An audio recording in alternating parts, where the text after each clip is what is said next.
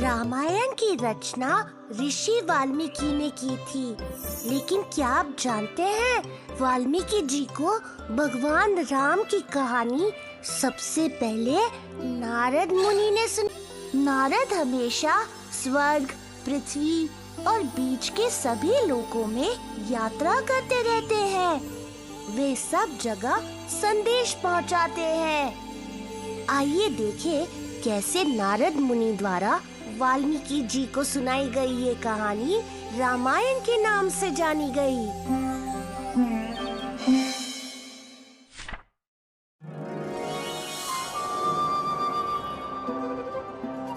नारायण नारायण।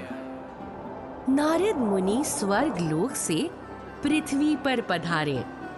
वे तमसा नदी के किनारे ऋषि वाल्मीकि के आश्रम में प्रकट हुए।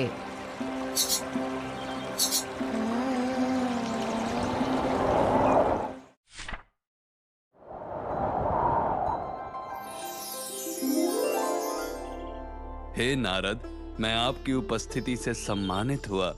ऋषि वाल्मीकि ने भगवान विष्णु के दूत को प्रणाम किया। और सच कहूँ तो मैं बहुत प्रसन्न भी हूँ। मैं एक प्रश्न से जूझ रहा हूँ, और अगर किसी के पास उसका उत्तर है तो वो आप ही हैं। नारायण नारायण, पूछिए, मैं आपको उत्तर देने की पूरी कोशिश करूंगा।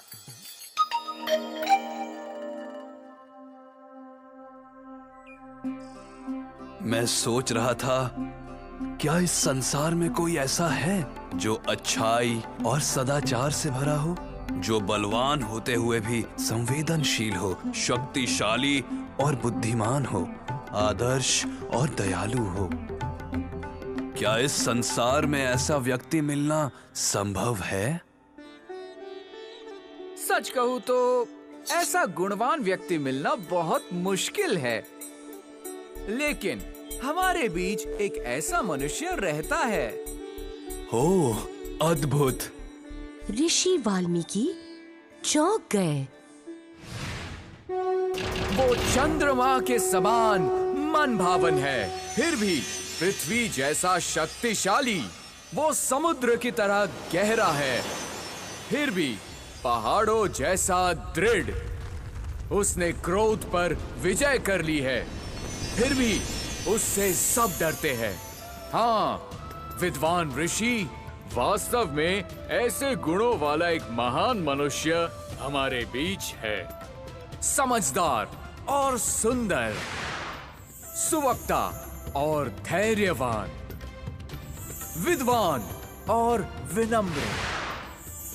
राम, दशरथ और कौशल्य के पुत्र में वो सभी गुण हैं जिनके बारे में आप पूछ रहे हैं। कृपया करके मुझे इस महापुरुष के बारे में बताएं। ऋषि वाल्मीकि ने निवेदन किया। ऐसा कहा जाता है कि जो राम की कथा सुनता है वो अपने सभी पापों से मुक्त हो जाता है। हाँ, क्या ऐसा है? हे नारद, मुझे राम के बारे में सब कुछ बताइए। तो सुनो, ये एक बहुत लंबी कहानी है।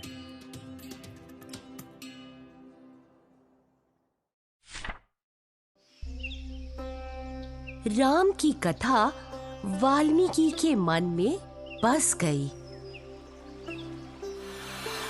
तमसा नदी के झिलमिलाते पानी को देख उनको राम की पवित्रता याद आती।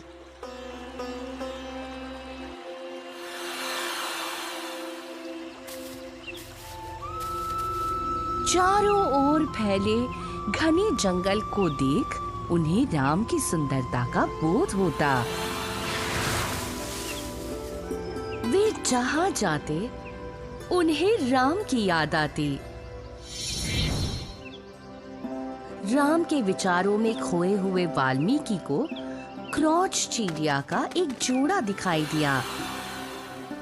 नर और मादा एक दूसरे की आंखों में प्यार से देख रहे थे।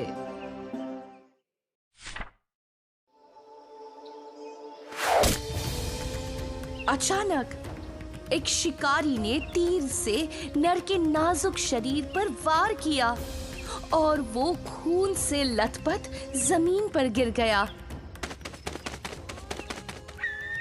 अपने साथी को तड़पते देख असहाय मादा चिड़िया दर्द से कराह उठी।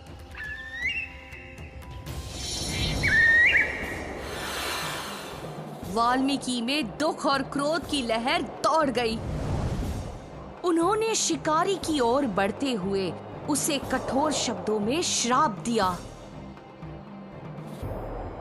मा निषाद प्रतिष्ठाम त्वम अगमः शाश्वती समः यत् क्रौंच मिथुनात् एकम अवधि कामम मोहितम। लेकिन जैसे ही उन्होंने ये शब्द कहे, वाल्मीकि भौचक्के के रह गए। ये मैंने कैसे काव्यात्मक शब्द बोले?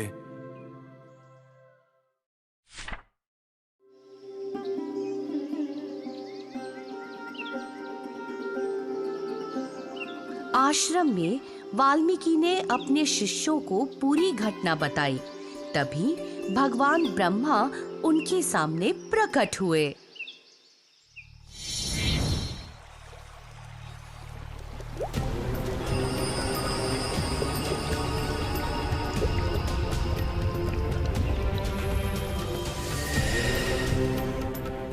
मैंने तुम्हें काव्य रचना की शक्ति का वरदान दिया है ताकि तुम इसके माध्यम से राम की कहानी का वर्णन कर सको।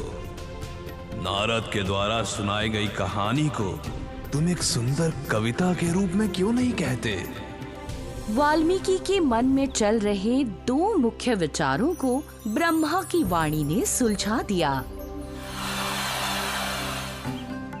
जो अज्ञात है वह तुम्हें ज्ञात हो जाएगा, और जब तक इस पृथ्वी पर पहाड़ और नदियां रहेंगी तब तक तुम्हारे द्वारा रचित